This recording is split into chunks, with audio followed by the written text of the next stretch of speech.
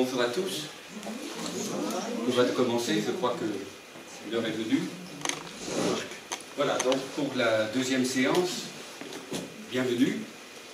Et donc nous avions la fois précédente laissé notre Alexandre Yersin en train de s'embarquer sur le navire L'Oxus à Marseille, après avoir fait ses achats et ses équipements. Voilà.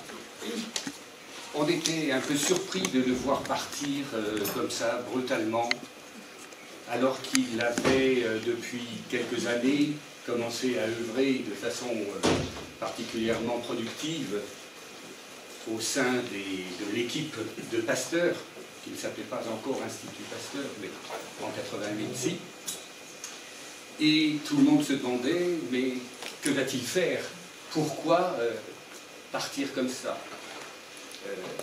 Roux, son mentor, était le premier étonné, et il a tout fait pour essayer de le retenir, sans y parvenir. Et il s'est aperçu que c'était une bataille perdue d'avance, et donc il conservait par amitié le lien assez étroit qu'il avait avec Yersin. On se posait la question, est-ce que ça va être une parenthèse dans sa vie, dans sa carrière? Est-ce que ça va être une année sabbatique, comme on dirait à notre époque? Ou est-ce qu'il va tourner une page et passer complètement à autre chose? Ah ben, c'est ce qu'on va commencer à voir aujourd'hui par cette première arrivée.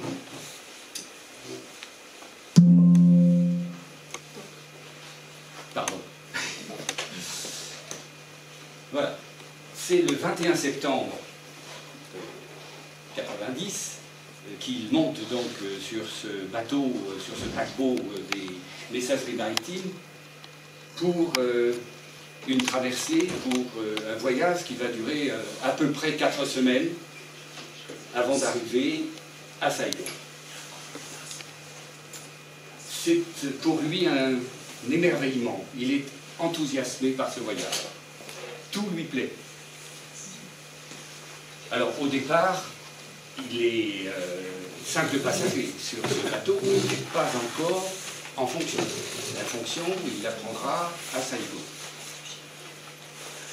Et il a tout de même voulu aider son collègue, car il y avait un collègue, bien entendu, sur le bateau qui partait pour l'Extrême-Orient, en l'aidant à faire l'inventaire de tout le matériel, de vérifier les choses, etc.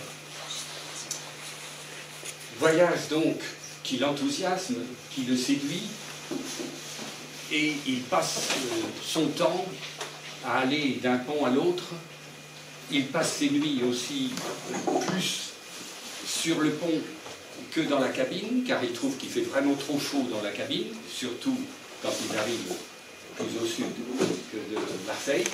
Et puis il a acheté des jumelles de marine avant de partir, et il est passionné par tout ce qu'il voit. Alors évidemment, vous avez sur cette carte le trajet, donc partant de Marseille, détroit de Messine déjà, ça l'a beaucoup intéressé, et puis ensuite la Crète, Port Saïd.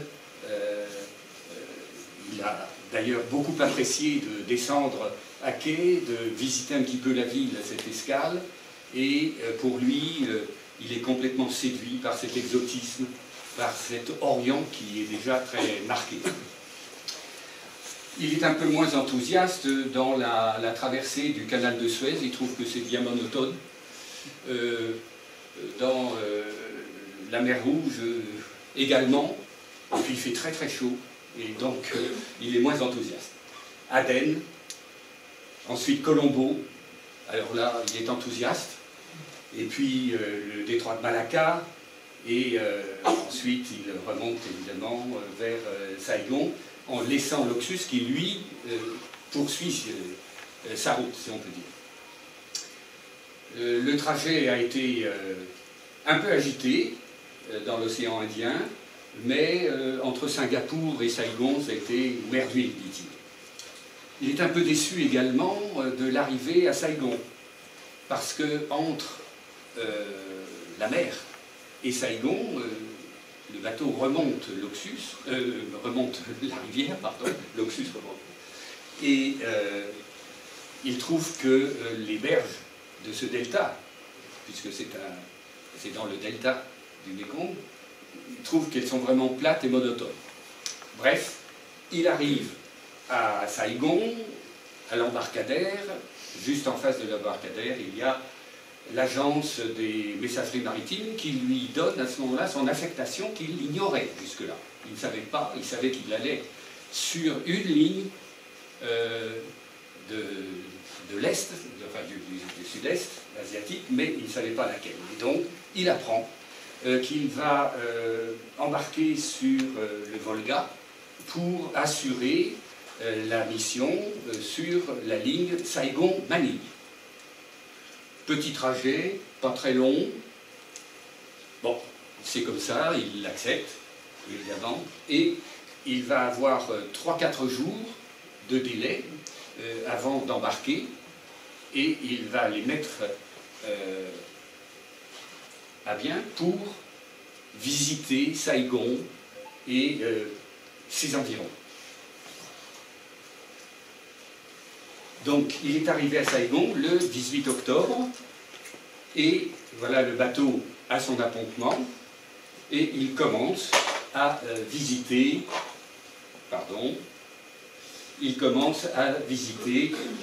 la ville. Alors, je vais vous lire, si vous voulez, une première lettre qu'il envoie à sa mère, qui dit bien un petit peu son état d'esprit, et en même temps qui dit beaucoup de son affectivité. Le 20 octobre, donc 2 jours après son arrivée, « Chère maman, me voici dans ma résidence depuis 2 jours. Hier, j'étais encore absolument désorienté, ahuri, car ici, tout est nouveau, étrange, bizarre, et puis il fait chaud. » 3 points d'exclamation. Et tout le monde me dit que nous sommes en plein hiver. La mer entre Saigon et Singapour était unie comme un lac, etc. Il est assez poétique aussi dans son expression, vous le verrez, je vous lirai d'autres éléments à d'autres occasions.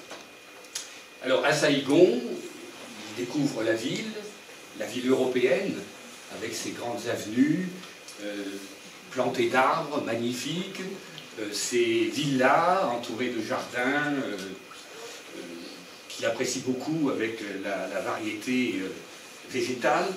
Et puis, au-delà, dès qu'on part un petit peu au-delà de ces principales avenues, on tombe dans la ville annamite. Et là, ce sont des petites maisons basses, ce sont des rues non goudronnées, évidemment, etc. Il apprécie beaucoup, également, il va à Cholon, il apprécie l'atmosphère différente de celle de Saigon, avec les petites échoppes, les marchands ambulants, les vêtements, les tenues vestimentaires de la population, tout le fascine, tout l'intéresse. Il décrit tout ça dans ses courriers à sa mère. Alors, avant de nous engager plus loin, on va contextualiser un petit peu les choses. Quand Yersin arrive en Indochine, la France est déjà présente depuis assez longtemps. Je vais être très très schématique parce que c'est une partie d'histoire que je ne connais pas très bien, mais en tout cas, la présence de jésuites a débuté au XVIIe siècle avec des Portugais, mais aussi un Français, Alexandre de Rhodes, qui a été célèbre par le développement qu'il a fait de la transcription de la langue locale en alphabet romain. Et puis, sous Louis XVI, il y a eu également un petit traité de Versailles. J'ai découvert ça, je ne l'avais pas entendu parler avant. Entre Louis XVI et un seigneur d'Annam, une sorte d'accord de réciprocité. En fait, l'histoire de la présence française, elle commence surtout au milieu du XIXe siècle, avec des interventions militaires qui ont été initialement motivées, ou tout au moins avec l'alibi de défendre les religieux qui étaient soumis très souvent à des persécutions, voire des massacres. Et ces interventions militaires, il y en a eu périodiquement. L'une des plus célèbres, c'est le siège de Tourane en 1958. Et puis, il y a eu ensuite des conquêtes territoriales dans le sud. Un traité, dit traité de Saïgon, en 1962, est venu un petit peu consolider cette installation. Et c'est cette date qui marque le début de la colonisation officielle, entre guillemets. Ultérieurement, l'expansion coloniale s'est poursuivie par agglomération autour des premières provinces et aboutissant finalement à l'annexion de la Cochinchine, des traités de protectorat pour l'Annam et le Tonkin en 1883. Alors ce n'est pas parce que des traités avaient eu lieu, parce que des protectorats avaient été signés, que tout était pacifié. Loin de là, il y avait des groupes autonomes, des groupes autochtones qui se révoltaient et qui menaient une lutte armée, très souvent soutenue par les troupes chinoises, surtout dans le nord, au Tonkin, motivant alors l'envoi d'expéditions depuis la France, notamment l'amiral Courbet, etc. Alors, c'est en 1887 qu'est concrétisée une union indo-chinoise gérée ou dirigée par un gouverneur qui s'appelle gouverneur général pour la Cochinchine. Les protectorats de l'Annam, du Tonkin, du Cambodge étant indépendants, mais étant de simples protectorats, mais ils font partie de l'Union indo-chinoise. Et enfin, en 1893, c'est le Laos qui est annexé. Alors, cette présence française, elle s'est traduite par une activité importante, le devoir de civilisation, vous savez ce que disait Jules Ferry, pour justifier tout ça. Des aménagements de routes, de voies ferrées, de services de santé, services éducatifs, qui évidemment n'avaient pas une extension générale, mais qui étaient tout de même quelque chose qui, sur une dizaine d'années ou une vingtaine d'années, avait fait progresser la situation. Il n'empêche que des révoltes se poursuivaient, se renouvelaient, amenant à des répressions parfois extrêmement violentes. Et Pierre Loti, par exemple, on a été témoin et a écrit là-dessus. Voilà. Alors, quand Yersin arrive, on est donc en 1890. Et à ce moment-là, en dehors du Tonkin, qui reste tout de même un peu agité, on considère que la France est en train de consolider son pouvoir. Mais elle le consolide d'une façon qui n'est pas si étendue que ça. C'est essentiellement sur la plaine côtière et sur le delta du Mékong que cette pacification, si on peut dire, a lieu. Dans le Tonkin, il y a sans cesse ces groupes, ces milices qu'on appelle les pavillons noirs ou les pirates, ça c'est le terme qu'utilisent les Français bien entendu, qui sont soit de vrais brigands, avec un armement assez fruste, soit des éléments chinois, puisque la Chine, qui avait été longtemps présente dans ce secteur, dans ce territoire, voulait en chasser en fait la France. Et donc, eux étaient mieux armés, modestement tout de même, hein, ils n'étaient pas au même niveau que les Français.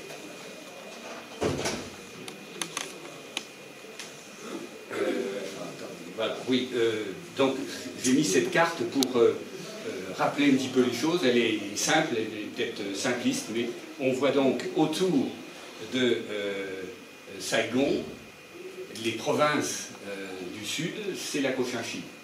Après, plus au nord, c'est l'Annan, et donc on va avoir Nha Trang, dont on va beaucoup parler, qui se situe par là.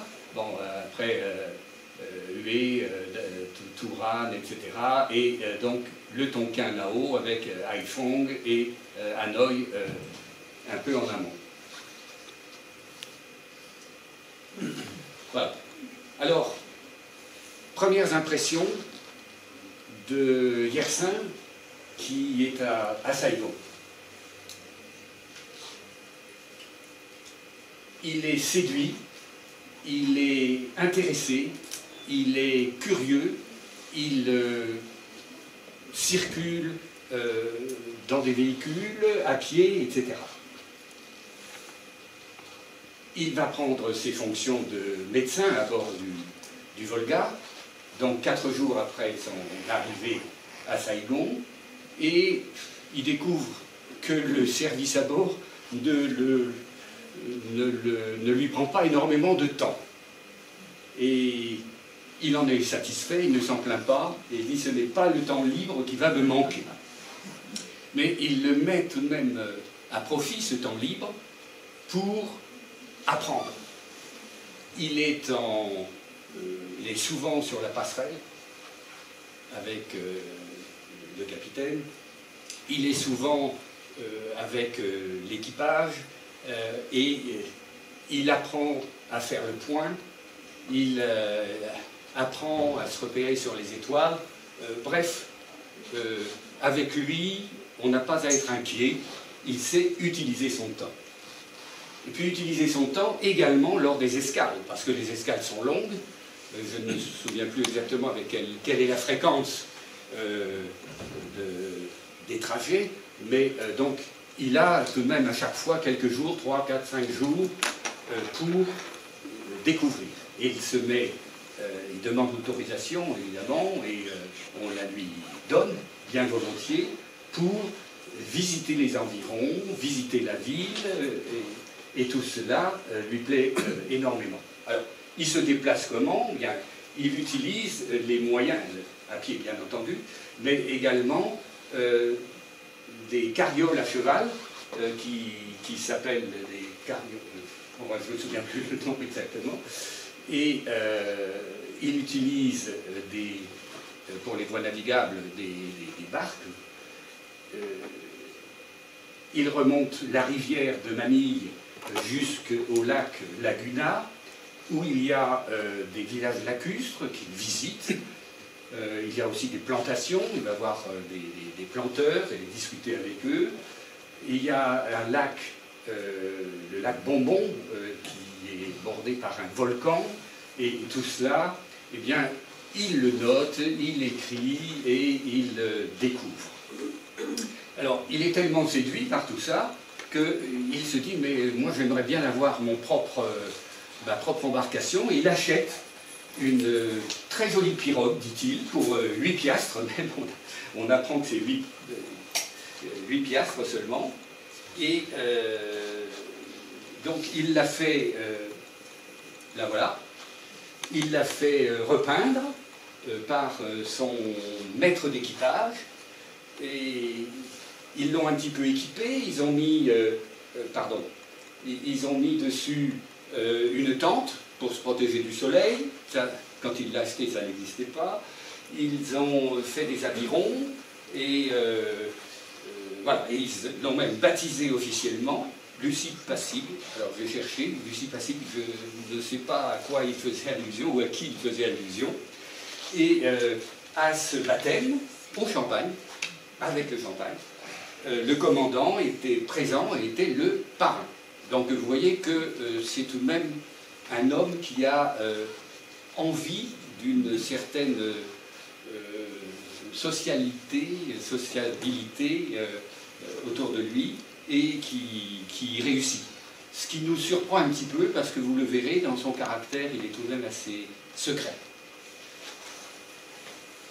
Alors, ceci, vous voyez cette image, c'est une photo que j'ai prise à la bibliothèque de l'Institut Pasteur.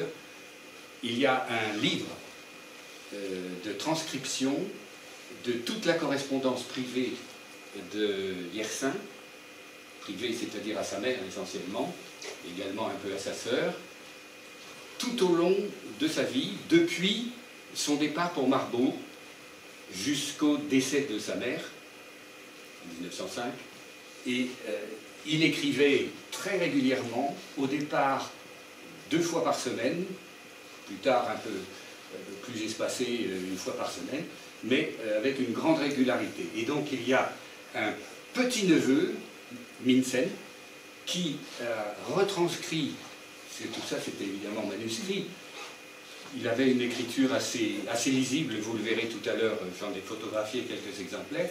Il a retranscrit tout ça en incorporant les petits dessins, car Yersin il aimait dessiner. Et il aimait dessiner, vous verrez aussi que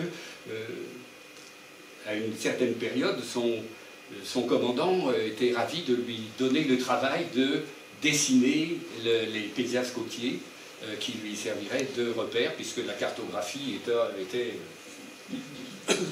pauvre, disons. Voilà. Alors, en passant, oui, alors, Manille, on a vu, il a exploré donc de façon assez détaillée Manille, et puis ensuite il a exploré à Saïgon en remontant une rivière, un affluent du delta, qui se jette dans le delta, et il est remonté jusqu'à, au cours d'une période assez brève, hein, de 4 jours, je crois, de Saïgon,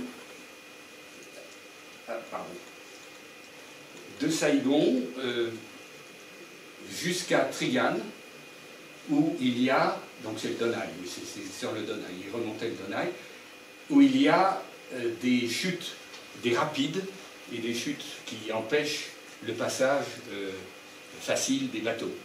Et donc il était remonté jusque-là, et là, il a trouvé un colon planteur, qui était danois, qui s'appelle M. Gorgensen, dont la maison était très bien située, au sommet des chutes. C'est donc un paysage particulièrement qui l'a marqué. Et il était parti avec 2 boys, et c'est tout. Et donc, ce monsieur Gorgensen lui a conseillé de remonter dans une direction au-delà, dans la forêt, pour aller jusqu'au premier village Moy. On parlera tout à l'heure de qui sont les Moy. Et là, c'est le premier contact qu'il a eu, contact un peu difficile, ce trajet à pied, là, sous la pluie, dans la boue, dans la forêt, assez dense, etc., était assez pénible, mais il a été ravi de rencontrer pour la première fois cette population montagnarde. Et puis, le temps qui passait ne lui permettait pas d'aller plus loin. Il fallait qu'il rentre pour reprendre son poste pour le trajet suivant vers Manille. Alors, qui sont les Moy? Voilà, c'est un mot qu'on prononcera assez souvent ce soir. Eh bien, c'est un mot vietnamien qui veut dire sauvage. Et ce terme est un terme générique qui recouvre l'ensemble des habitants, sans distinction ni ethnique, ni linguistique, etc. C'est donc un nom générique qui a été appliqué de façon extensive par les Occidentaux. Donc, quelles sont les origines de ces peuplades, de ces populations? Ce sont des petites tribus, des villages qui vivent presque de façon autonome, d'ailleurs souvent en concurrence et avec des hostilités fréquentes. il y en a certains qui sont d'origine khmer et d'autres qui sont d'origine indonésienne ou malaisienne. Alors, khmer, ce sont les Sédang, les Banars, on en parlera, les Khmang, qui sont au nord au Tonkin, ou malaisiennes, les Radé, les Ma, etc. Alors, ces peuplades sont très peu connues par les Blancs, par les Occidentaux, par les Français en particulier. Et les Vietnamiens de la plaine ne les connaissent pas non plus très bien. Ils échangent un petit peu, il y a quelques échanges, mais ils sont mal vus. S'ils y vont, ce n'est pas sûr pour eux. Et donc, ce sont des peuples qui vivent presque en autarcie.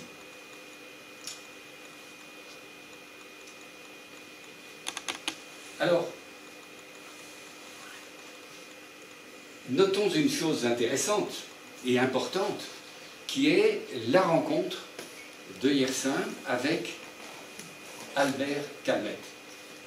Pourquoi est-ce important? Bien, Albert Calmette, il vient d'arriver de Paris, envoyé par Roux, Émile Roux, de l'Institut Pasteur, pour créer un centre de vaccination antirabique, mais également antivariolique, puisque la variole était un gros problème dans cette partie du monde, et pour y développer un centre de recherche. Donc Albert Calmette, c'était un médecin militaire, formé à Brest, qui avait eu une carrière militaire, lui, je dis lui parce que vous verrez que pour Yersin, il n'a pas grand-chose de militaire. Ce Calmette, il est venu au Tonkin, dans l'expédition de Courbet, de l'amiral Courbet. Donc il a été au feu, si on peut dire. Et puis ensuite il a été en Afrique, au Congo, il est allé ensuite à Saint-Pierre-et-Miquelon pendant 2 ans, où il a développé des choses en termes de recherche assez intéressantes. Et puis, quand il est rentré en France, il a fait le cours de microbiologie, dont on a le microbie, comme il disait à l'époque, à l'Institut Pasteur. Il n'a pas rencontré Yersin qui venait de partir. Lui rentrait de Saint-Pierre-et-Miquelon et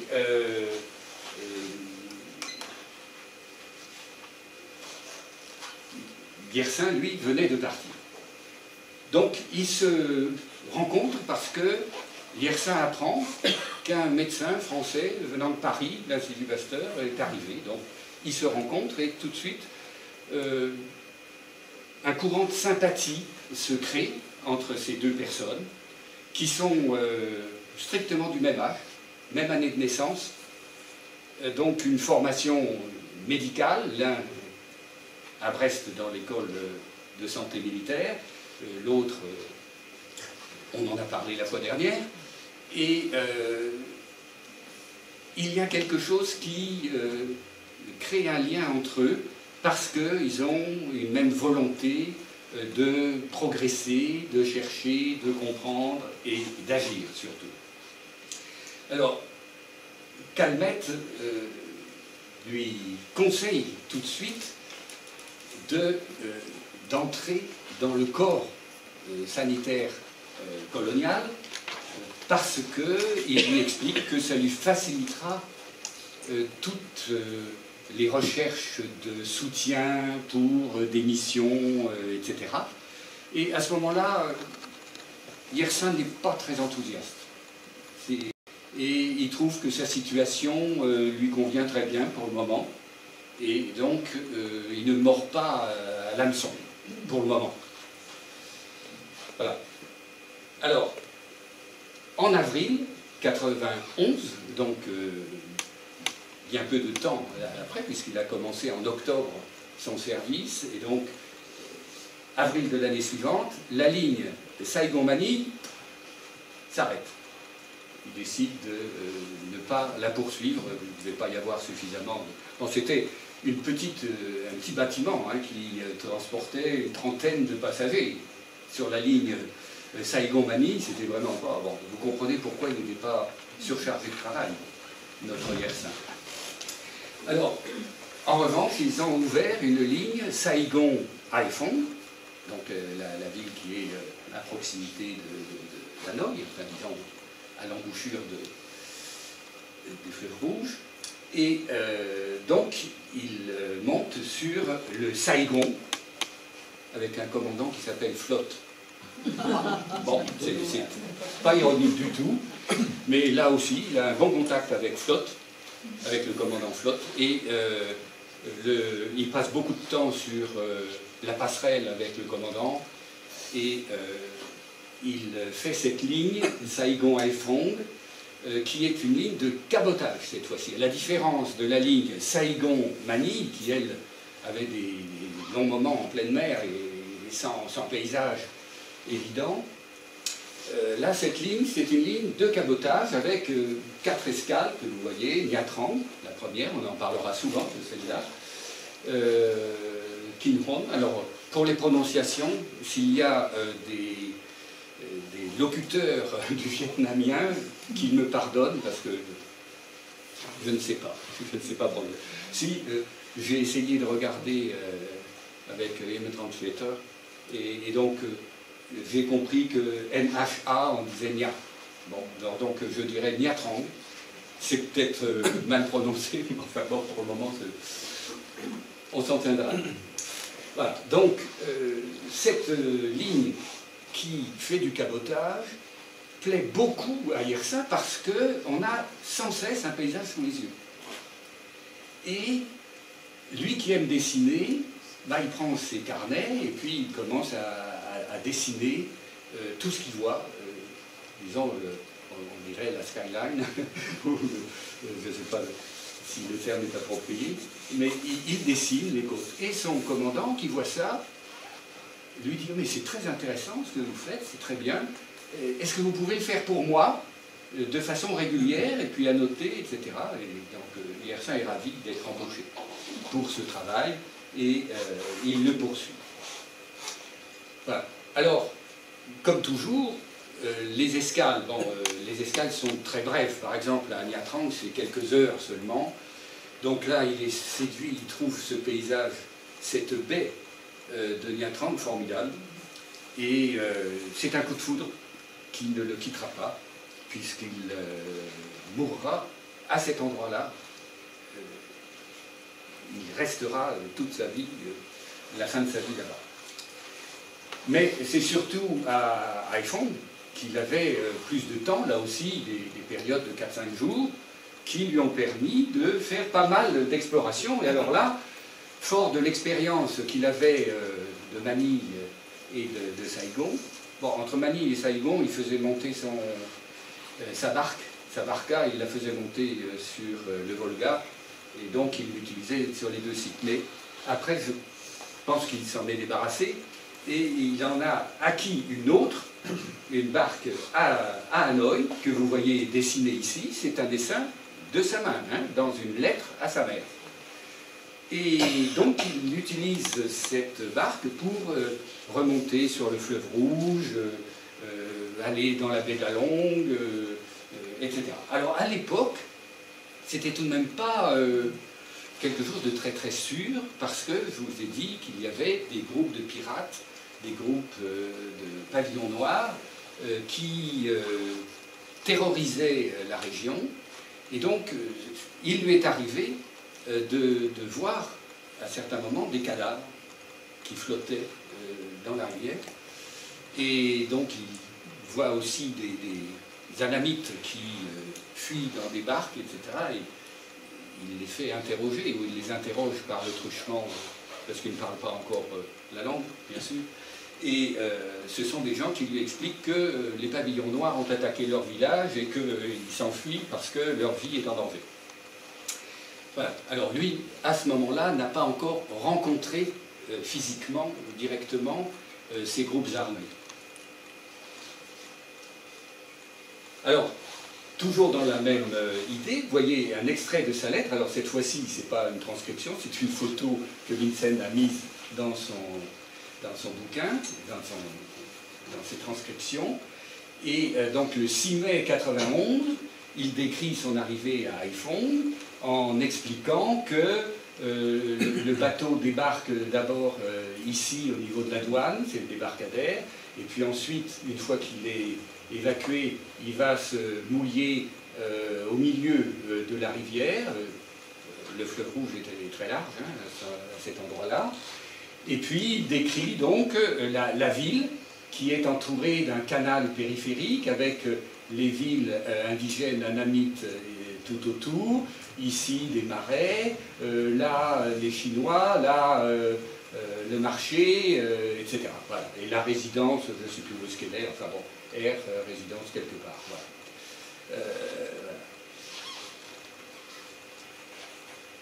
Et il va même jusqu'à dessiner de façon très minutieuse, avec des relevés de croquis topographiques, certaines de ces excursions, et notamment celle des 7 pagodes.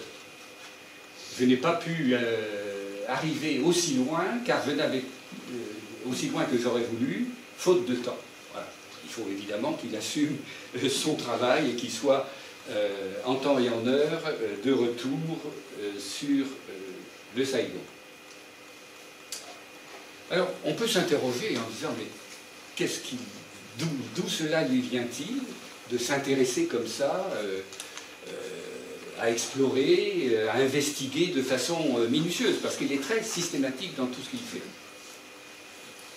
Dès son adolescence, il a toujours pérégriné à Morges dans les environs, et il était aussi dans cette communauté religieuse de l'Église libre de Morges, et là, il y avait des missionnaires de cette église qui venaient de temps en temps faire des conférences et des récits, et ces missionnaires rapportaient donc ce qu'ils avaient vu dans les divers pays où ils allaient, pas spécialement en Indochine, mais c'était plutôt en Afrique, et ça l'a séduit, ces récits. Ça l'a séduit, et notamment, il a lu également, il a beaucoup lu, c'est un lecteur invétéré, et les aventures ou les exploits de Livingstone, en particulier, l'ont beaucoup marqué.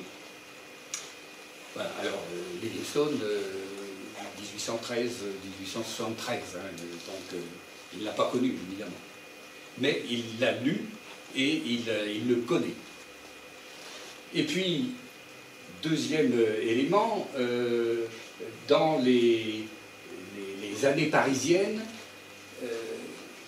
à partir de la fin 89 et 90, il en avait vraiment assez de la vie parisienne, dont il ne profitait pas beaucoup d'ailleurs, parce qu'il était tout le temps à travailler, à des labos, à l'hôpital, etc.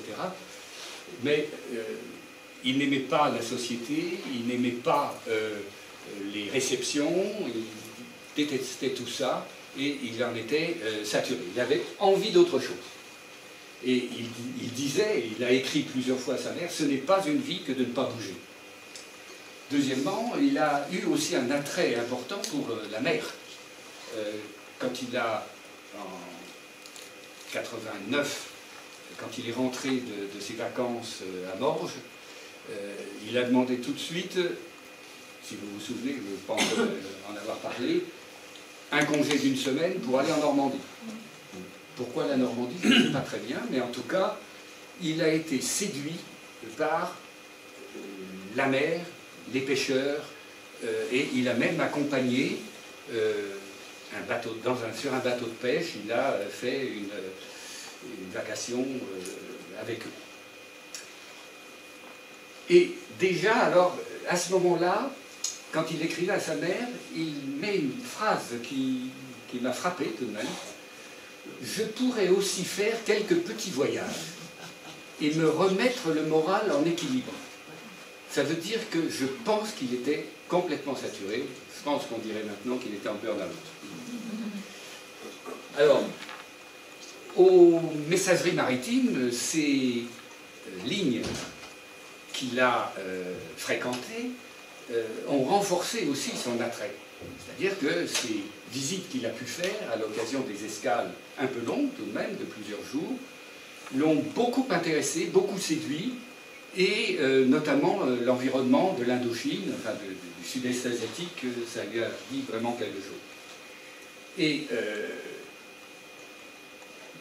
à Nha Trang, notamment, quand il débarquait pour 2-3 heures seulement, il avait envie d'aller au-delà, d'aller au fond de cette baie assez profonde. La montagne n'est qu'à quelques dizaines de kilomètres, 50 ou 60 kilomètres ou quelque chose comme ça. Et il s'était dit, il faudra que j'aille là-bas.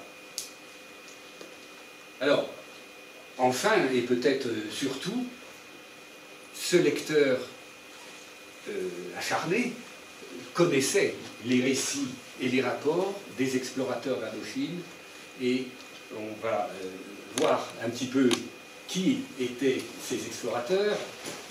L'un des premiers dans la vallée du Mékong, c'est Ernest Doudard de Lagrée, accompagné de Francis Garnier.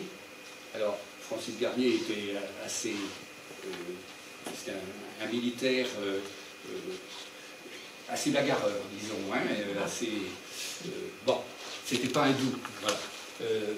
Doudard de Lagrée, au contraire, c'était quelqu'un d'extrêmement pacifique, extrêmement diplomate, et d'ailleurs, on lui a confié des missions diplomatiques pour la définition de frontières entre le Laos et le Tonkin, etc. Enfin, bon, et la Chine. Alors, ensuite, il y a eu un peu plus tard Jules Armand, qui a exploré lui aussi la vallée du Mékong, mais également qui a pénétré dans la montagne anamitique, mais sans jamais la traverser. Et puis il y en a eu d'autres, qui ont exploré les plateaux anamitiques, les hauts plateaux, comme on disait, mais surtout, il y a la mission Auguste Pavie, avec notamment le capitaine Cupet, qui est celui dont on parle le plus, ou qui apparaissent le plus, en tout cas dans les écrits de Yersin, qui ont exploré toute la région de façon très large. Ils ont fait 9 ou 10 000 kilomètres, je crois, sur une quinzaine d'années.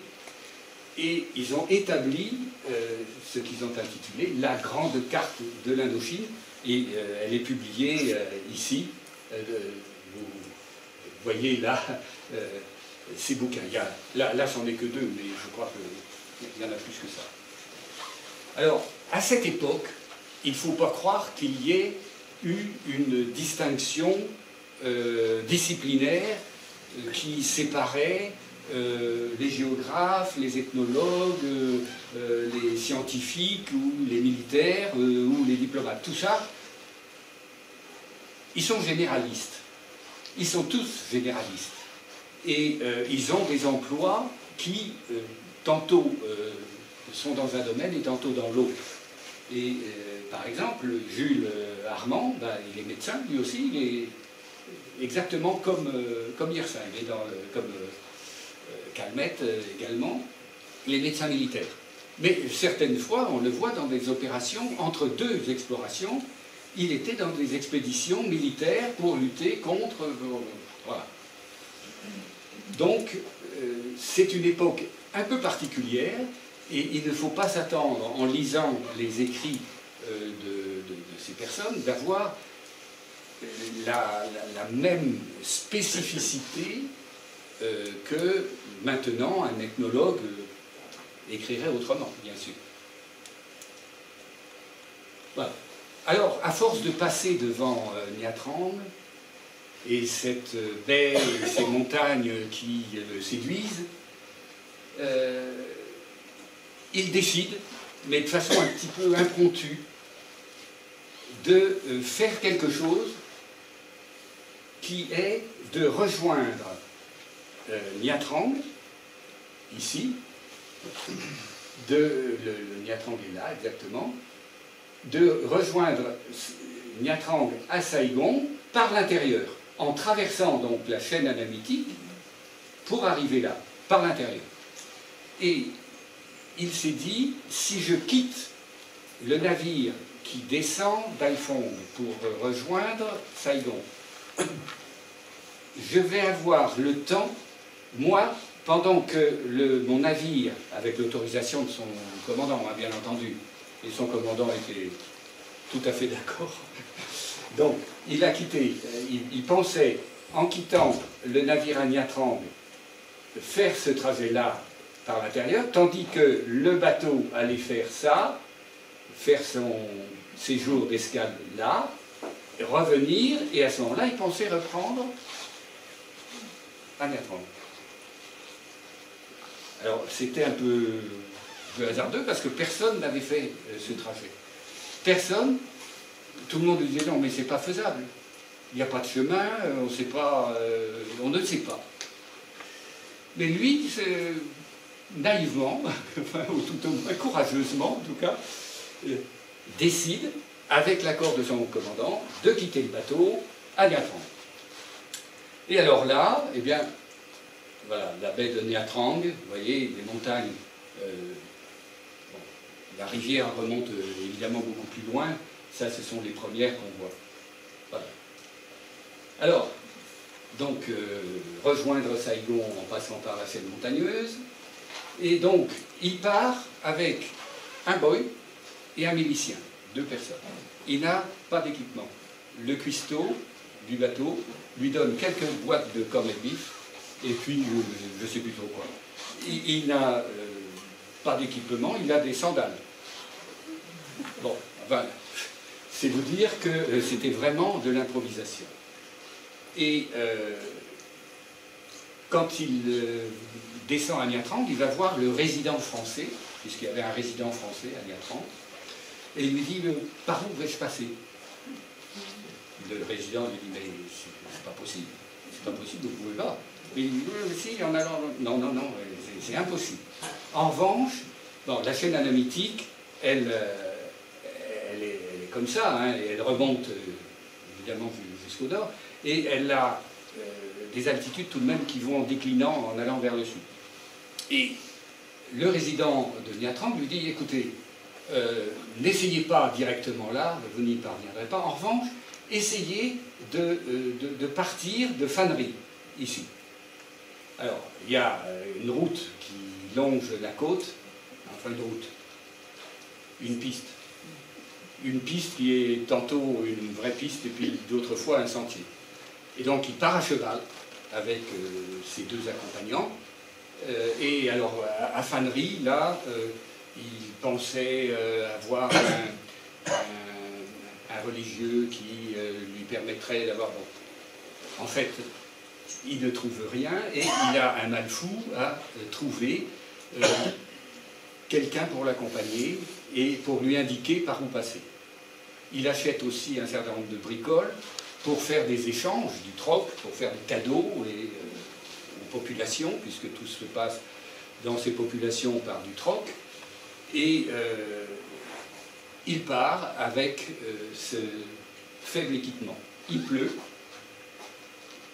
Les sentiers sont boueux, glaiseux, ça glisse, il est dans une forêt dense, il n'a pas d'équipement.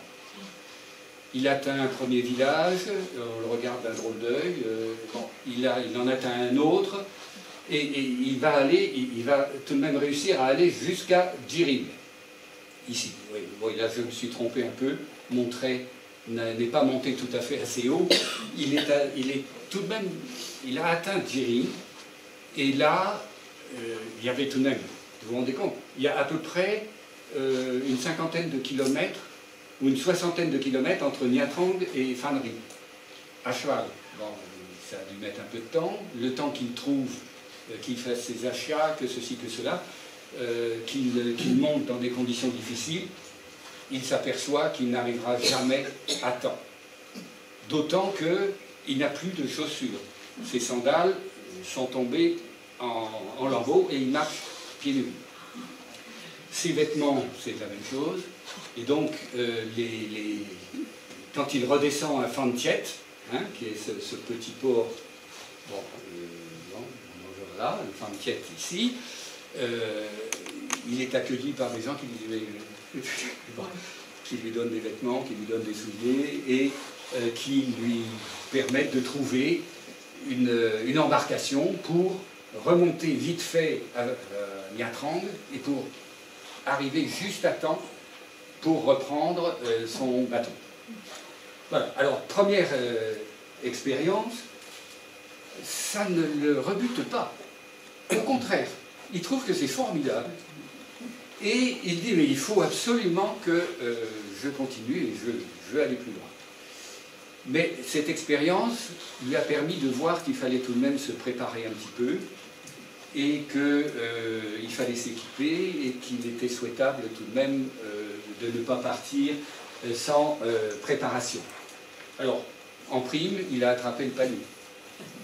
C'est-à-dire, c'était pas tout de suite, mais quand il a repris le bateau à Nha Trang, quand il est arrivé à Haiphong, il était complètement sous une crise de palu qui devait être une des premières, je crois, dans les écrits, je crois que c'est la première. Et bon, voilà, premier accès de palu, malgré la chimioprévention par la quinine qu'il prenait tout de même. Il savait déjà qu'il fallait le prendre, il le prenait, bon.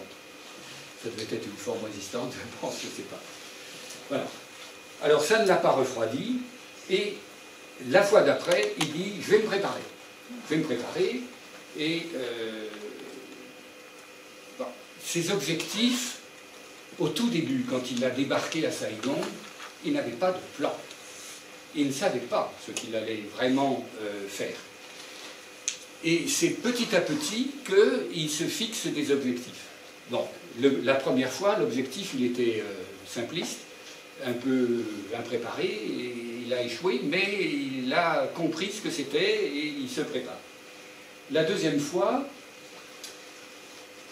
son idée, c'est de découvrir des régions qui ne sont pas connues, qui ne sont pas décrites, et des populations qui sont mal connues parce que sans grand contact. Ce qu'il veut, c'est découvrir des régions pour la géographie, mais il veut également faire des relevés cartographiques, et donc il va s'équiper pour cela.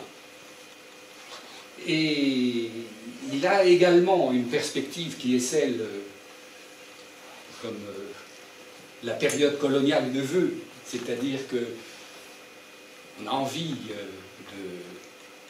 transmettre une culture, etc., mais en même temps, on a des perspectives économiques. C'est-à-dire qu'il faut qu'on voit comment on peut exploiter le pays, comment on peut le développer économiquement et créer une relation durable. Alors, donc ces préparatifs pour l'expédition suivante sont assez modestes, mais tout de même, il va avoir des chronomètres de marine, un théodolite, boussole, baromètre, etc. Il a déjà appris à faire le point, mais il va se perfectionner en faisant ses trajets avec son capitaine. Il s'équipe aussi en photo, et donc Calmette lui a prêté un appareil, bon, pour le moment. Voilà. Et il s'intéresse également à l'astronomie, les étoiles pour se repérer, etc. Il veut tenir des carnets de voyage, et vous en verrez quelques exemples. Il prépare ses bagages, et cette fois, il prend un peu plus d'approvisionnement. Il prévoit aussi à l'avance des fournitures, des cadeaux, etc. pour le troc. Et puis il prévoit aussi de se faire aider un peu plus que par simplement son boy. Et il prévoit aussi d'avoir des moyens de transport, car pour la première tentative, il n'arrivait pas à trouver de gens qui l'accompagnent ou de gens qui lui louent des éléphants ou des animaux de trait. Alors, en même temps, il prend des contacts dès le mois d'août, donc c'était au mois de juillet hein, qu'il a quitté son bateau pour faire cette tentative. Dans une lettre au mois d'août, il dit à sa mère qu'il attend la réponse du capitaine Cupé, donc de la mission Pavie. Que disait cette lettre, je ne l'ai pas trouvée, je ne sais pas, mais je pense qu'il lui demandait des idées, qu'il voulait discuter avec lui de ce qui serait intéressant de faire et d'avoir un soutien éventuellement économique pour monter une expédition plus consistante. Alors, on ne sait pas non plus quelle a été la réponse de Cuppé, mais on sait qu'ils ont eu des contacts, des relations, et notamment Cuppé lui a dit qu'il y avait une traversée, on va le voir sur la carte tout à l'heure, qu'il avait ébauchée mais qu'il n'avait pas réussi à mener à bien, complètement. Alors, vous avez ici le théodolite sur la droite, et je ne sais pas comment ça marche, hein, pour tout vous dire, si quelqu'un peut m'expliquer. Voilà, bon. Alors, cette expédition, voilà ce qu'elle va être cette fois-ci. Il décide de partir de Niatrang et de traverser la chaîne anamitique en passant par le nord. La fois précédente, il a essayé de passer par le sud, ici. Là, cette fois-ci, il va passer par Ninhoa, et puis par aller dans ce secteur-là, le village de Msiao, et de continuer de traverser pour aller jusqu'à la vallée du Mekong, à Stangtreng, prononciation, j'ignore comment on prononce vraiment. Voilà. Alors, il est évident que là, il a fallu qu'il, pour faire cette expédition, il a fallu qu'il demande un congé aux messageries maritimes. Alors, le premier congé, c'est pas très honnête, je vous l'avoue. Il a demandé un congé de maladie. Bon, le congé suivant, c'était un congé sans solde qu'il a demandé pour un an. Voilà, pour l'année qui suivait. Mais dans l'intervalle, je dois dire qu'il a compris qu'il était tout de même souhaitable qu'il entre dans le corps de santé des troupes coloniales. Parce que, pour avoir des soutiens, il comprenait que lui, tout seul, ayant abandonné son poste des messageries maritimes, ça ne suffisait pas à convaincre les gens de lui donner des subsides et de lui permettre de faire son voyage. Et il va demander, fin 91 à peu près, à être incorporé dans ce corps, et il obtiendra fin 92 cette intégration. Donc, pour le moment, il est en congé. Il est en congé et il n'a pas de mission officielle. Il va partir, cette fois-ci avec une équipe un petit peu plus étoffée. Il sait où il va aller, il sait qu'il va aller au village de Msiao et rejoindre la vallée du Mekong en traversant la chaîne anamitique.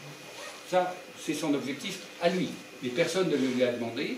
C'est simplement après avoir discuté avec Cuppé qu'il a dit « ce sera probablement intéressant de faire ça » et original. Donc, les moyens de transport, ils sont variés. C'est tantôt le cheval, tantôt des éléphants. Alors, dans les villages, ils louent, ou tout au moins en échange de cadeaux, de troc, il obtient qu'on lui passe une monture pour aller au village suivant. Et de village en village, il fait les échanges d'animaux. Alors, est-ce qu'il revenait? Je ne sais pas comment il se débrouillait, mais bon. Alors, toujours le même. Et 5 anamites. Il prend cette fois-ci tout de même un fusil. Bon, il se doute qu'il y a des fauves, on lui a expliqué qu'il y avait des tigres, etc. Donc, cette fois-ci, il se méfie, il prend une Winchester. Et puis, bon, il marche à pied. Lui-même ne monte pas sur les animaux de trait parce qu'il a ses chronomètres de marine, il en a plusieurs, au moins 2, je ne sais plus. Et il veut pouvoir faire le point, mais ce sont des équipements fragiles. Et il a peur que ça ne se dérègle si on le met sur les animaux de trait. Donc il marche, lui. Il marche. Je pense qu'il a pris des chaussures un peu meilleures. L'histoire ne le dit pas. Alors, longue journée, dans des sentiers qui sont parfois à peine tracés, et tantôt sur dos d'animal, tantôt en pirogue, tantôt en char à bœuf. Et il va de village en village, je ne vous décris pas les choses, mais lui, dans ses carnets, décrit minutieusement chaque étape, ce qui lui est arrivé, comment il a été accueilli, comment étaient les gens, parce que alors de village en village, les ethnies peuvent être différentes. Il y a des régions dans lesquelles tous les villages sont à peu près de la même ethnie, mais en faisant quelques étapes de plus, on trouve d'autres ethnies, d'autres personnes, d'autres coutumes, d'autres habitats. Donc tout ça, il le décrit. Il le décrit et il fait ses enregistrements cartographiques. Et je montrerai je ne sais plus quand, mais je vous montrerai une carte. C'est une précision, enfin, c'est incroyable parce que dans les conditions où il était, pour réussir, alors il note les points de façon à pouvoir retracer après les cartes. Mais tout cela est fait avec une minutie incroyable. Voilà. Alors, les villages, ils sont souvent en conflit les uns avec les autres, parce qu'on leur a volé des bœufs, parce qu'ils ont prêté quelque chose qu'on ne leur a pas rendu, les autres disent mais si, mais non, etc. Et ils bivouaquent dans la forêt en faisant des feux autour de leur campement pour éloigner les tigres, etc. Bref, ce sont des conditions assez rustiques et difficiles. Et donc, ils traversent des marécages, ils traversent des rivières, ils traversent... bon. Les sangsues, ça a l'air d'être un sujet qui vraiment lui déplaît beaucoup parce que c'est très pénible. Les fourmis aussi, et puis des sauterelles, et puis il a rencontré une fois un cobra, bon. Et les tigres. Alors les tigres, ça, il y a beaucoup de tigres qui sont dangereux. Alors, je ne vous décris pas en détail parce que ce serait lassant et inintéressant, mais c'est intéressant de le lire. Et donc, il a passé un certain temps chez Msiao. Oui, chaque village prend le nom du chef. Et donc, Msiao, c'est le chef. Voilà. Et ces villages, ils bougent en plus. C'est-à-dire que le style de vie, c'est tout de même une population qui fait des brûlis pour cultiver un petit peu de façon autarcique des produits alimentaires. Et quand le sol est épuisé, eh bien, on se déplace et on brûle un secteur pour y cultiver ce dont on a besoin. Voilà. Alors, ce deuxième voyage, 600 km. Il a parcouru 600 km en 2 mois et demi.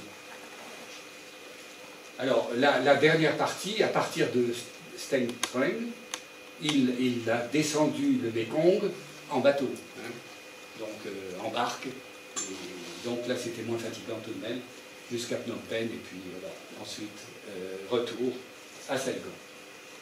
Alors, je vous donne ici un exemple de son carnet, la première page, voilà. Tout ça est dans des cartons à l'Institut Pasteur, à la bibliothèque, et donc en farfouillant, on trouve ce genre de choses. Donc il est évident que j'ai pris quelques exemples pour vous montrer ce que ça pouvait être. Voilà, et donc il met Docteur Yersin. Voilà. Il ne dit jamais Alexandre. Hein, ça, voilà.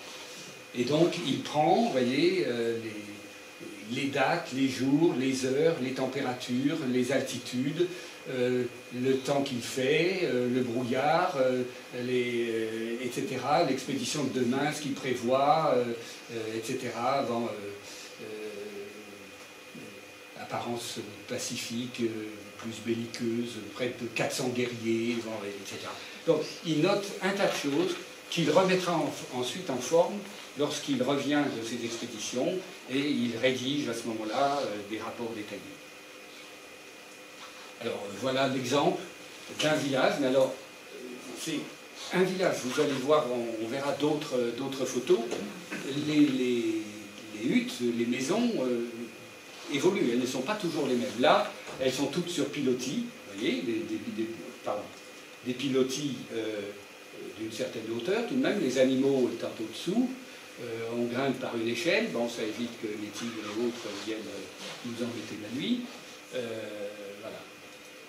Alors, ça c'est une photo de Yersin. Alors, pardon. Voilà, donc là, oui, ça, on l'a vu. Bon, on verra d'autres maisons et d'autres habitats. Voilà. Alors, là, cette fois-ci, c'est pas le palu qu'il a attrapé, mais c'est une dysenterie. Donc, après, il n'était pas exempt tout de même de problèmes de santé. Mais alors, ce qui est très curieux, c'est que lui, il n'en parle jamais. Ses problèmes personnels, on ne les découvre que par intermédiaire. Ou, si, une fois, si, peut-être que cette fois-ci, il a écrit dans une phrase à peine remis de ma dysenterie, je. Mais c'est vraiment, on ne s'appesantit surtout pas sur ce genre de problème. C'est vraiment 4 fois rien pour lui. Alors, il a donc eu la dysenterie. Une fois qu'il est remis, bah, il va à Paris, il va passer 3 mois à Paris.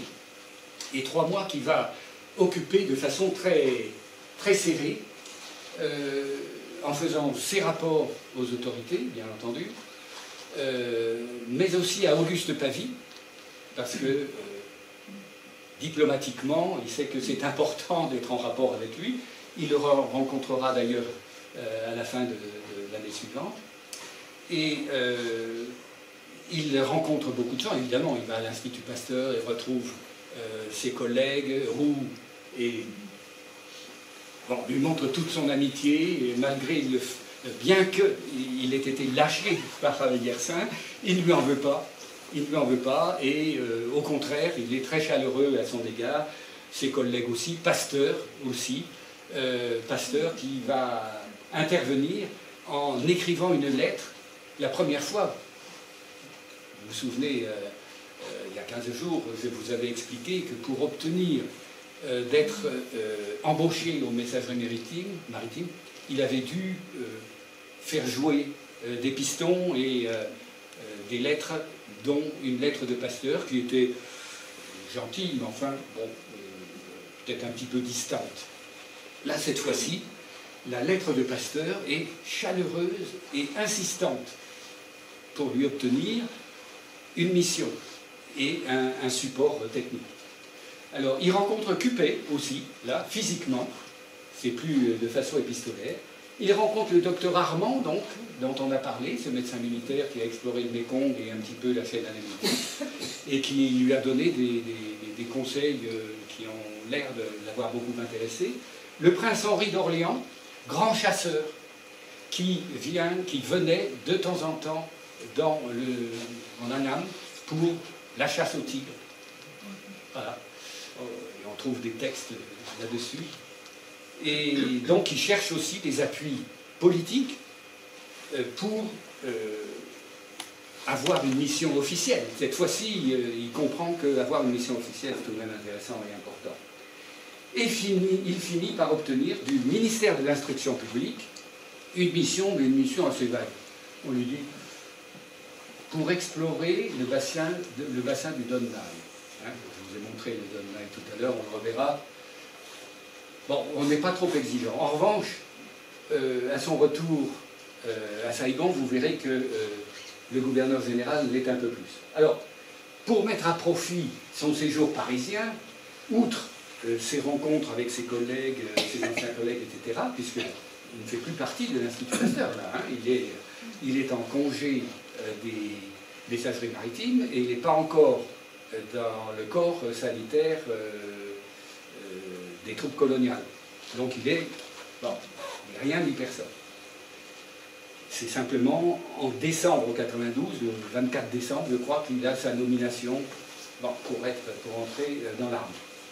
Alors, ils mettent à profit pour des cours d'anatomie, d'astronomie, excusez le lapsus. Ça aurait pu être hein, des cours d'astronomie à l'Institut Montsouris, à l'Observatoire de Montsouris, et de photographie aussi. Il veut avoir une professionnalisation. Alors, c'est quelqu'un à l'Institut Pasteur, un spécialiste, un photographe professionnel qui lui donne des cours. Puis fait des achats. 2 fusils cette fois-ci, tout de même. Bon, un chronomètre, etc.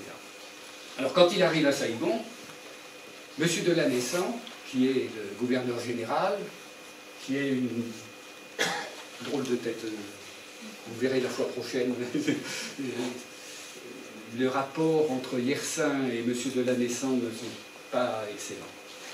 M. Delanessan lui donne des objectifs bien précis, cette fois-ci c'est plus explorer le bassin, non. Il lui demande de trouver un tracé de route pour relier Saïgon à un port sur la côte de l'Annam, un port qui soit suffisamment pratique pour le commerce, etc. Et en même temps, d'évaluer les ressources des régions explorées, les ressources potentielles. Comment pourrait-on développer, etc. Donc lui, chercher une route, bon, donc c'est pas son métier, mais il a une mission, il a un budget, et donc il va y aller comme ça. Alors, vous voyez, les traits vont un peu dans tous les sens, là, parce que, évidemment, il cherche à trouver un itinéraire qui soit correct en fonction des cours d'eau, des lignes de relief, enfin des reliefs, des difficultés potentielles. Voilà. Et donc, l'idée initiale, c'est de relier Saïgon à Phan Thiet. Bon, parce que la chaîne anamitique, là, est tout de même nettement plus basse. Et bon, Phan Thiet, c'est un port qui est intéressant, etc. Alors, cette fois-ci, il va explorer, mais alors, il y aura des tas de bifurcations. Donc là, vous voyez, il va aller là, il reviendra là, il ira là, il revient, il repart, il va ici, il va là, il cherche des trajets. Alors, il part de Saïgon, mais alors, la première partie du trajet, entre Saïgon et Bien Hoa, là, pas de problème, il y a déjà une piste qui est carrossable, etc., donc n'en parlons pas. Il part avec une petite équipe, 2 boys et un garde forestier qui, lui, a pour mission de créer la route quand le tracé aura été défini. Et il y a déjà un sentier, enfin il y a déjà quelque chose qui existe entre Bien Hoa et Trian, alors, bien que le trafic se fasse habituellement par le Dona et la rivière, mais il y a déjà quelque chose et donc il va creuser et il va laisser Yersin une quinzaine ou une vingtaine de kilomètres plus loin pour s'occuper de la création de cette route, de cette prolongation de route. Et donc Yersin, après, il est seul avec ses 2 boys. Mais Tan Linh, qui est... Tan Linh est là, voilà, ici, qui est une sorte de carrefour. À Tan Linh, il va étoffer son équipe avec des porteurs, 80 porteurs et un éléphant. Donc là, vous voyez, l'équipe devient plus costaud pour transporter le matériel, etc. Alors, à Tan Linh, il est très très bien accueilli et il est ravi. Il avait emporté des vaccins antivarioliques parce qu'il savait que c'était une maladie vraiment dangereuse pour les populations. Et les populations étaient bien au courant de la sévérité de cette maladie et de la possibilité d'être vacciné. Là, on est encore en zone anamitique. On n'est pas encore chez les Moïse. Hein, ils ne sont pas sauvages, entre guillemets. Hein. Et donc, il fait une campagne de vaccination de toute la population. Et là, il n'y a eu aucune difficulté à les convaincre. Voilà. Alors, il poursuit son exploration de la vallée du Dona, et comme le Dona, c'est cette rivière-là, hein, vous la voyez ici, Mais lui, il ne remonte pas aussi loin, mais il va aller dans cette région-là, à la recherche des sources de ce fleuve, de cette rivière, disons, puisque c'est pas... Et il va, à l'occasion de ces pérégrinations, découvrir un plateau dont on reparlera dans un entretien futur, le 5e, je crois. Ce plateau du Langbiang, le Langbiang, c'est une montagne qui est au nord et le plateau est au sud de cette montagne. Et ce plateau, il est absolument séduit. Je vais vous lire un petit peu ce qu'il écrit. Mon impression a été profonde lorsque, débouchant de la forêt de pins, c'est assez poète, hein, je me suis trouvé en face de ce vaste plateau dénudé et désert, dont l'apparence rappelait celle d'une mer bouleversée par une houle énorme, d'ondulations vertes. Le massif du Langbiang, se dressant à l'horizon nord-ouest du plateau, accentuait la beauté du site en lui donnant du relief et en lui formant un arrière-plan splendide. Je traversais le plateau sur toute sa longueur de terre. Voyez, c'est un poète, hein, il écrit bien. Voilà, donc il découvre ce site, mais bon, il n'y reste pas, évidemment, c'est l'endroit le plus au nord de ce trajet.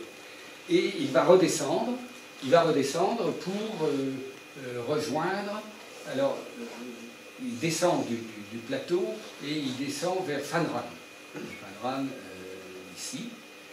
Et là, en traversant un village, il entend des coups de feu. Surpris, il va jusqu'au village et il voit que le village est déserté. Sauf une personne, un anamite, qu'il attrape, qu'il capture, et là, il apprend que c'est un groupe de brigands, de rebelles, qui s'est échappé de la prison de Phan Rang et qui a pour intention d'aller tuer le représentant administratif du secteur, etc. Et donc, celui-là est resté en arrière, on se demande pourquoi, mais en tout cas, il est fait prisonnier, il a expliqué tout ça, et à ce moment-là, notre Yersin dit, mais mon devoir, c'est d'aller protéger le gouverneur, enfin le responsable de cette région qui risque sa vie avec ce groupe de bandits, etc. Et donc, il part avec 2 ou 3 de ses accompagnants à la poursuite du groupe qui, lui, est parti quelques heures avant. Bon, malheureusement, quand il les rattrape, c'est lui qui est attrapé parce qu'il y a une bagarre assez rude, et il est blessé. Notamment, il doit avoir eu, je pense que c'était une fracture malléolaire ou quelque chose comme ça, par un coup de lance sur une cheville. Il a eu un coup de lance dans la poitrine. Bon, ça devait être superficiel puisqu'il respirait encore, etc. Donc, blessé, il ne peut pas évidemment continuer à marcher, et ses compagnons le transportent en hamac jusqu'à Phan Rang, où il est soigné et où il va se remettre assez rapidement, 3-4 semaines, donc ça devait être une fracture malléolaire, je pense. Voilà, donc première expérience, tout de même, cette fois, il dit, tout de même, il y a des dangers dans ce que je fais. Il faudrait peut-être que je sois un peu plus prudent. Enfin, c'est moi qui rajoute ça, parce que... Voilà. Alors, ça ne lui suffit pas. Il estime que sa mission est remplie. Il a décrit à M. Delanessan l'itinéraire possible pour une route entre Saigon et Phan Thiet. Donc pour lui, ça y est, sa mission, il la considère terminée. En revanche, il a fait une promesse à MCO de revenir. Parce que le chef a dit, vous comprenez, on a des ennuis avec nos voisins, etc. Venez nous aider. Et donc, quand il est remis, en juillet, il repart vers MCAO. Alors MCAO, je vous remontre. Ah, pardon, excusez-moi. MCAO, c'est. Voilà, c'est. Bon, vous le voyez peut-être. Voilà, il est là, voilà, je l'ai mis en jaune. Voilà, ici. C'est là. Alors, j'ai mis en rouge ce nouvel itinéraire après sa guérison. Hein. En bleu, c'était celui qu'il a fait missionner par M. Delanessan et l'instruction publique. Mais en rouge, c'est le trajet qu'il fait, lui, parce qu'il a promis à MCAO, puis en fait, qu'il a envie de poursuivre l'exploration. Et là, MCAO lui dit, mais vous êtes tout seul? Il est tout seul, enfin, il est avec son boy, probablement, et quelqu'un d'autre, peut-être. Et MCAO croyait qu'il allait revenir avec une armée pour détruire ou pour taper sur les villages voisins qui étaient en conflit avec lui. Bon, alors, évidemment, Yersin joue un rôle de médiateur, de pacificateur, mais surtout pas de guerrier. Et alors, dans un des villages qu'il traverse, il y a un vieux chef qui lui dit « Mais il y a un endroit qui vous intéresserait, il y a un grand lac, etc. » Et donc, c'est à 2 jours de marche, ni une ni deux, il s'en va, il y va, et c'est le site du plateau du Darlak. Alors, le plateau du Darlak, voilà, vous le voyez là. C'est le point le plus au nord de sa pérégrination de cette fois-ci, à côté de Trim, de cette... Voilà. Et donc il y va, et là aussi, il est très très séduit par ce grand lac qui fait 8 km sur 15, je crois, ou quelque chose comme ça, avec des rizières sur les bords, avec des villages qui sont parsemés dans la plaine, avec des bosquets d'arbres qui constituent le cœur des villages. Et donc tout ça lui plaît beaucoup, et il voit des possibilités de développement économique, agricole et d'élevage. Alors, il revient à Saigon en septembre, le 6 septembre à peu près, quelque chose comme ça. Alors voilà quelques photos de lui, hein, c'est genre des photos de Yersin. C'est pas mal tout de même, je ne sais pas si vous vous imaginez, en 1893, être en mesure de faire des photos aussi piquées, aussi cadrées, enfin moi je suis admiratif. Hein. Alors, vous voyez, les maisons ne sont pas du tout les mêmes que les premières que je vous ai montrées. Voilà. Et les ethnies ne sont pas les mêmes non plus. Voilà.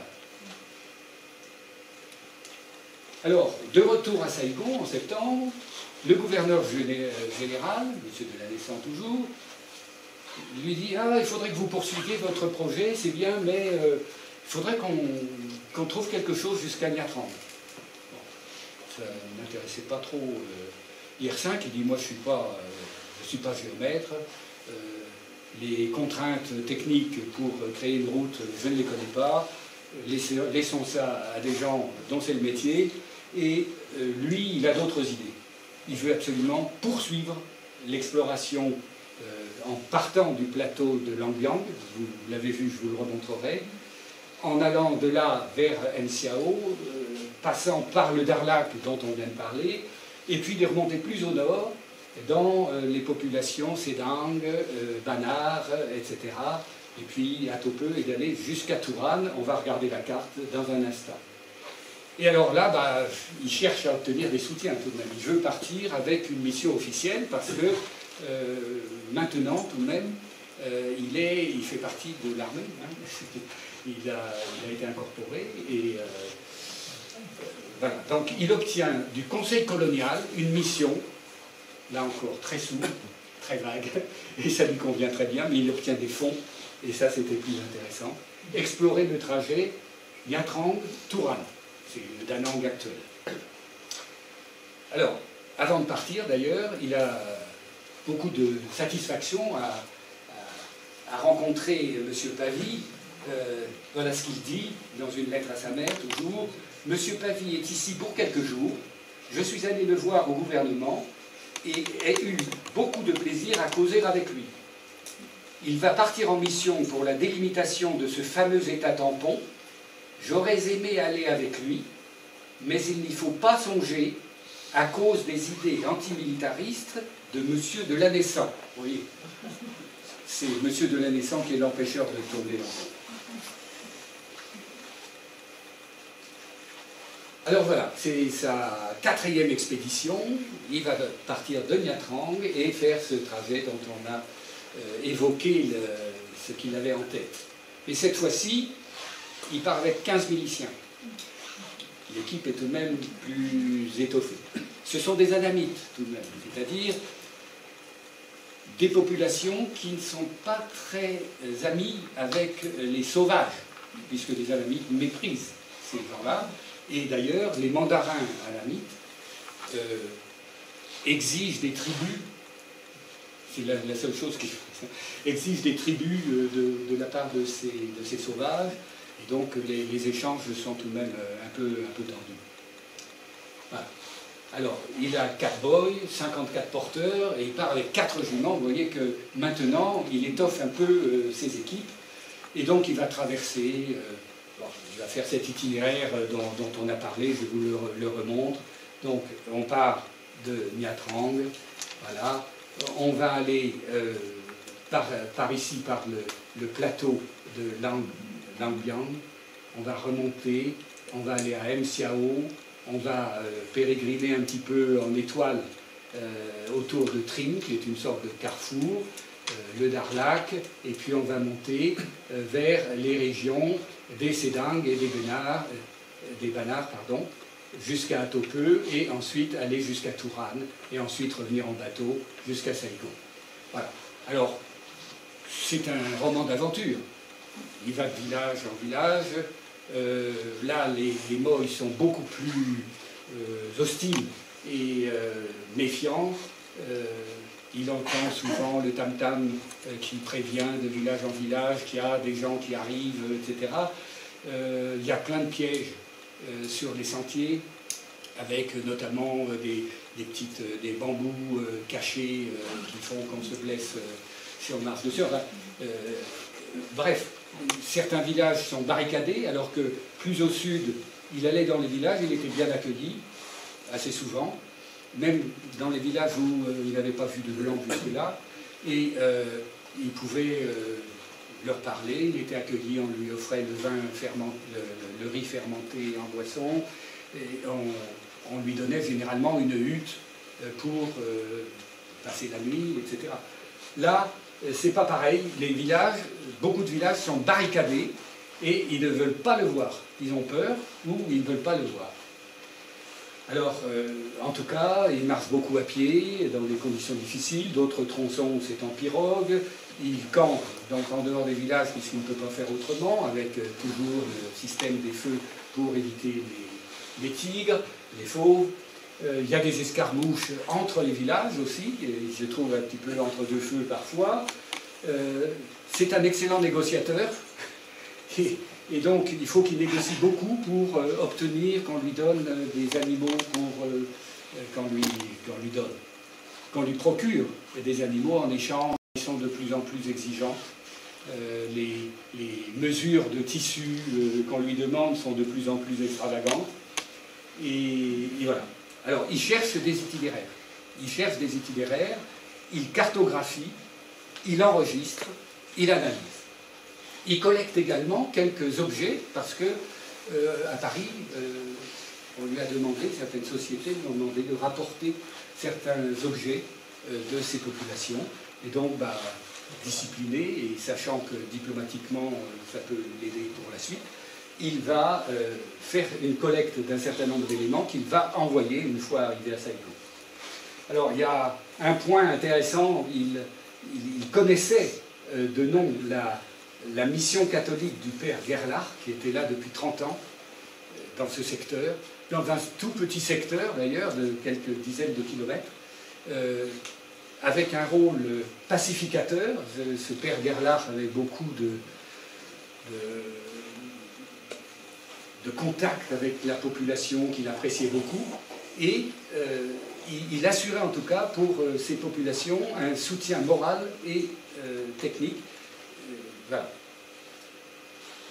Donc, il passe quelques jours avec lui, et il apprécie beaucoup parce que le père Gerlach lui fait visiter certaines choses qu'il n'aurait probablement pas découvertes tout seul.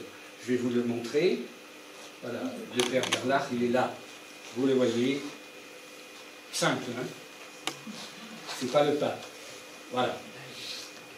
Là encore, ce sont ses photos à lui, hein, tout ça.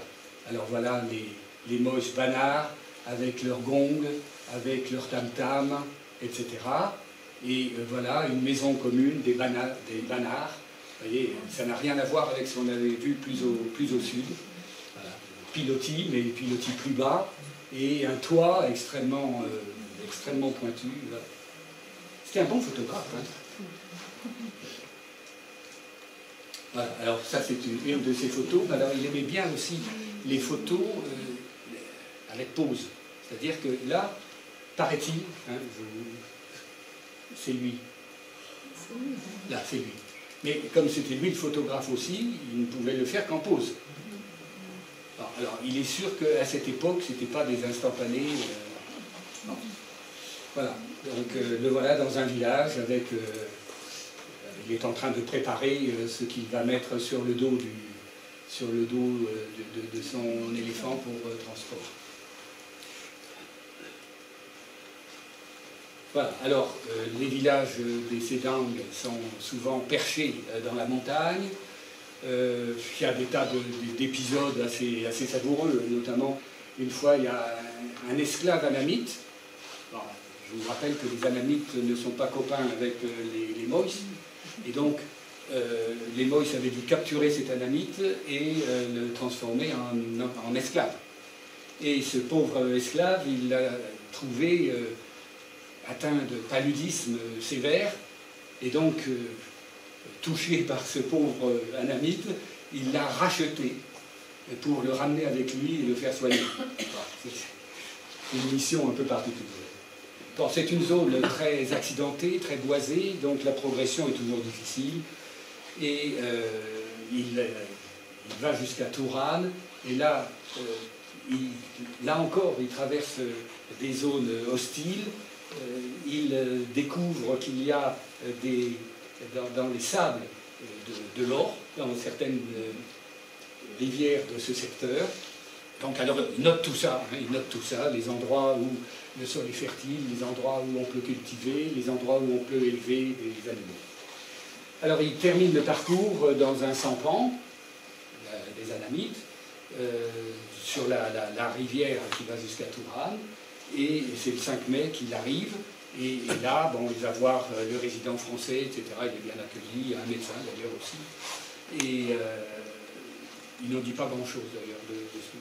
Donc le courant n'a peut-être pas beaucoup passé. Et puis il revient en bateau, alors jusqu'à Saigon. Alors voilà quelques photos. Celle de droite, vous voyez que dans la presse, on fait des articles sur tout ça. Ça intéresse le public. Et il y a des revues, il y a des quotidiens, il y a plusieurs revues, plusieurs quotidiens qui font état de ces voyages à lui. Alors des récits parfois enjolivés, notamment d'un certain Raoul Joly, qui arrangeait tout ça de façon très, très agréable, disons. Alors voilà, un guerrier Sédang. Voilà, alors, le journal des voyages, il y a une quarantaine d'articles de ce Raoul Joly qui relate les choses de façon sympathique. Je n'ai pas lu tout ça parce que c'est pas assez fiable. On ne peut pas le considérer comme une source primaire. Voilà. Alors, il revient à Saigon par les messageries maritimes, bien sûr, et à ce moment-là, son travail, c'est de faire le rapport aux autorités, ce qui est très important pour d'éventuelles autres missions.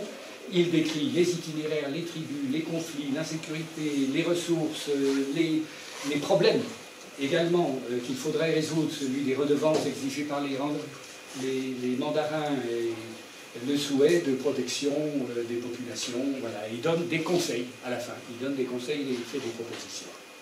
Voilà. Tu peux me dire l'heure, s'il te plaît?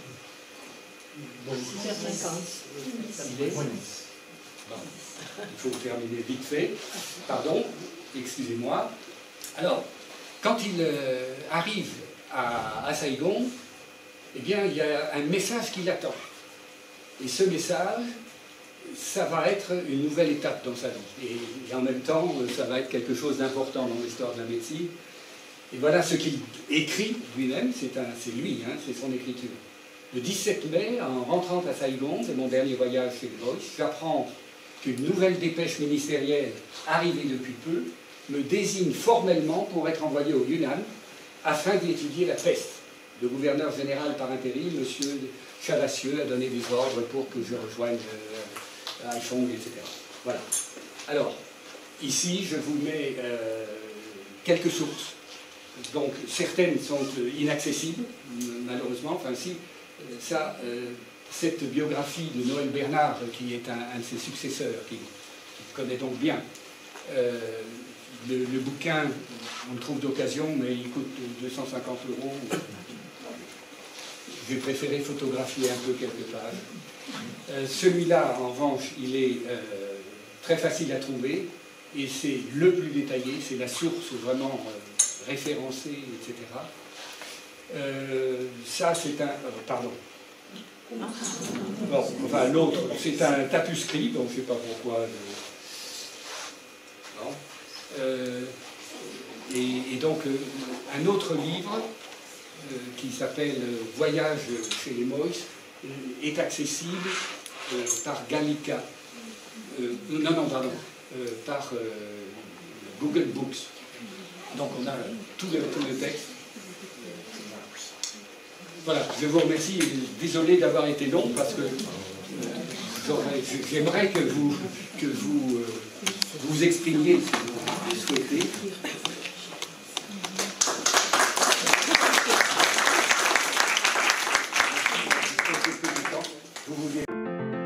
Si cette vidéo vous a plu, vous pouvez nous rejoindre à l'Université du Temps Libre de Tarbes et de Bigorre à l'adresse utl-tb.info. Vous pouvez aussi nous encourager en cliquant sur le pouce vers le haut.